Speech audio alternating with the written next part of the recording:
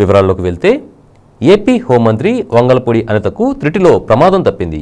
ఆదివారం ఉమ్మడి పశ్చిమ గోదావరి జిల్లా పర్యటనకు వచ్చిన హోంమంత్రి అనిత వాహనం ఉంగుటూరు మండలం కైకరం వద్ద హోంమంత్రి కాన్వాయ్కి బైక్ అడ్డు రావడంతో ఎస్కార్ట్ వాహన డ్రైవర్ సడన్ బ్రేక్ వేయడంతో హోంమంత్రి అనిత ప్రయాణిస్తున్న కారు ఎస్కార్ట్ వాహనాన్ని వెనుక నుంచి ఢీకొట్టింది.